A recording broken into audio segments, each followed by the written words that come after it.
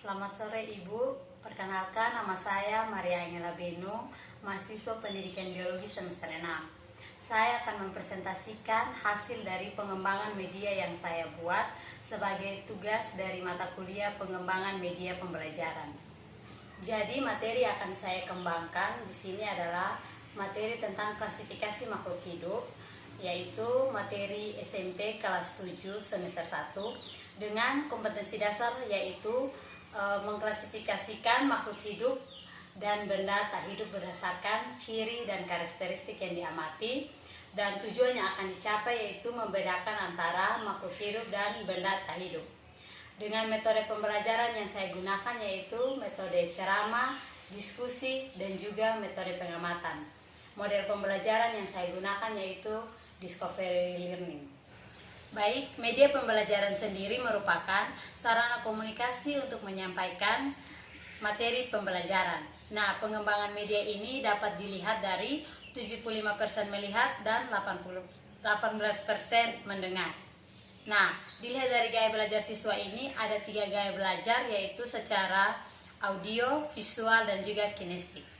Peran media pembelajaran sendiri yaitu membuat pesan yang konkret menjadi abstrak, mengetengahkan bagian tertentu yang dianggap penting, memberi pengganti pengamatan langsung, mendekatkan objek yang sukar atau berbahaya untuk didekati, memberikan pengalaman segi pengamatan, dan juga menyajikan perbedaan dan yang memerlukan gambar. Baik, jadi media awal yang saya gunakan yaitu media carta. Nah, media carta di sini merupakan media berupa visual. Nah, media carta ini media yang dalam penyajiannya itu berbentuk digramatik suatu visual. Di sini dapat berupa gambar, sketsa maupun diagram, dan grafis. Carta juga termasuk alat peraga yang berupa gambar 2 dimensi yang mempengaruhi daya pikir siswa melalui panca indera. Manfaat dari media carta ini yaitu materi yang disampaikan dapat memperdekat pengetahuan siswa pada fakta, juga dapat memperlancar proses tercapainya tujuan pembelajaran secara maksimal. Selain kelebihan yang dimiliki media carta juga memiliki kekurangan, yaitu hanya menampilkan persepsi indera penglihatan, juga ukurannya terbatas dan hanya dilihat oleh sekelompok siswa. Nah, gambar yang diinterupsikan secara personal dan juga subjektif. Gambar yang disajikan dalam media carta ini juga kurang efektif, sehingga dalam pembelajaran terkadang pembelajaran tidak dapat berjalan dengan baik. Oleh karena itu, saya ingin mengembangkan media carta ini menjadi media 3 dimensi. Nah, media 3 dimensi sendiri merupakan sekelompok media tanpa proyeksi yang penyajiannya secara visual 3 dimensi. Nah, kelompok media ini dapat berwujud sebagai tiruan yang mewakili aslinya. Nah, benda asli maupun mati dapat berwujud sebagai tiruan yang difungsikan sebagai media pembelajaran dan dapat langsung dibawa ke kelas. Nah, apabila media asli tidak dapat dibawa ke dalam kelas, maka media tiruan dapat dibawa ke dalam kelas sebagai pengganti agar pembelajaran dapat dilakukan dengan efektif. Baik, jadi di sini media 3 dimensi yang saya kembangkan yaitu media pop-up book. Nah, media ini berbentuk buku yang mempunyai unsur 3 dimensi. Materi pada buku pop-up ini dapat disampaikan dalam bentuk gambar yang menarik, dan di dalamnya terdapat bagian yang ketika dibuka dapat bergerak atau berubah bentuk. Nah, media ini juga dapat digunakan sebagai rekomendasi untuk memberikan variasi dalam pembelajaran.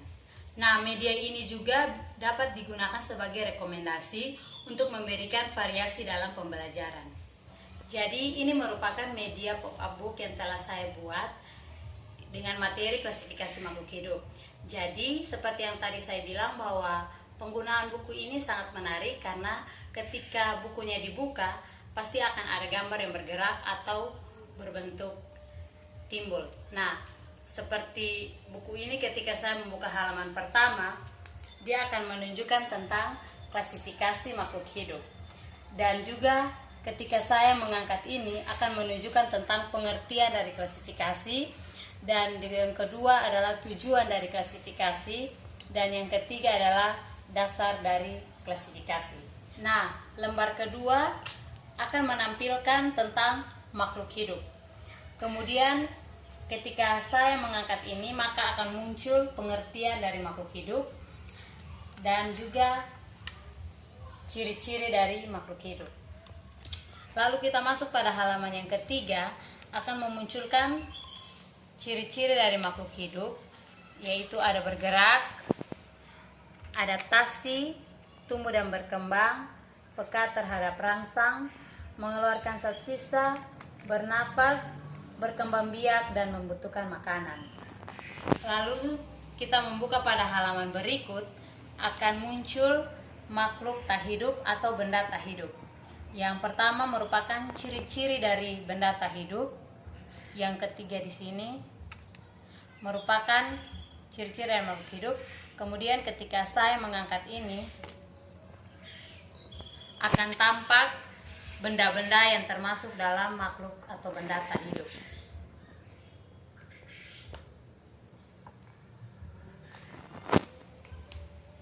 Nah, kelebihan dari media 3 dimensi yang saya buat ini, yang pertama, dapat memberikan pengalaman secara langsung, dapat menyajikan materi secara konkret dan menghindari verbalisme, kemudian dapat menunjukkan objek secara utuh baik konstruksi maupun cara kerjanya, dan dapat memperlihatkan struktur organisasi yang jelas, dan juga dapat menunjukkan alur suatu proses secara jelas.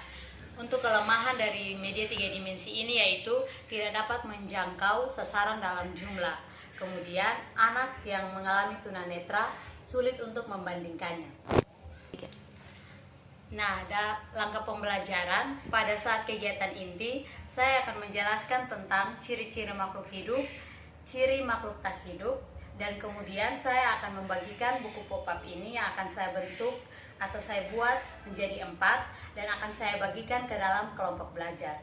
Setelah itu, setelah saya menjelaskan tentang materi ini, saya memberikan kesempatan kepada siswa untuk melihat buku pop-up ini. Kemudian saya akan memberikan LKPD kepada siswa untuk dapat dikerjakan sesuai dengan materi yang saya sampaikan. Dan pada akhir pembelajaran nanti, saya akan memberikan kuis kepada peserta didik. Kemudian saya juga akan meminta mereka untuk membuat pop-up ini di rumah menggunakan alat dan bahan yang ada di sekitar lingkungan tempat tinggal.